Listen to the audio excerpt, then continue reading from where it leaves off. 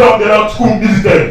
Mon général, la police d'Auvergne s'est rangée pour vous rendre les honneurs et vous présenter les prévenus qui comparaissent à l'audience de ce jour. Devant la haute cour militaire, le général de brigade Inyengele Bagati Erickson, commandant second de la garde républicaine chargé des opérations et renseignements, a comparé pour la deuxième fois à la prison militaire d'Indolo.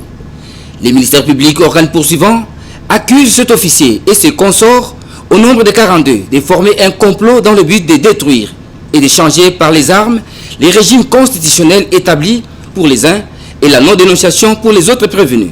Au cours de cette deuxième audience, la chambre de la haute cour militaire, présidée par le général de brigade, magistrat Kalalakapour Martin, a procédé à la lecture des libellés de prévention, question de faire savoir à chacun des prévenus les charges retenues contre lui. Pour le prévenu général de brigade Inyengele, par exemple, à encore l'organe de la loi, la résolution d'agir en ce qui les concerne a été manifestée, premièrement, par le fait d'avoir reçu de M. Jacques Nzanzo, alors financier du mouvement dénommé Collège des officiers des forces armées de la République démocratique du Congo, la somme de 10 000 $ américains à titre de motivation pour son adhésion au dit mouvement. Deuxièmement, alors qu'il s'est trouvé au Maroc pour les soins de santé, soutient le ministère public, ce général de l'unité garde républicaine avait instruit 2 lieutenants-colonels, en l'occurrence Kambale et Kakoulé, de repousser à plus tard l'attaque des sites stratégiques choisis, dont l'aéroport international d'Nchili, la RTNC et les camps lieutenant-colonel Tchachi, prévus dans la nuit du 7 au 8 novembre 2023.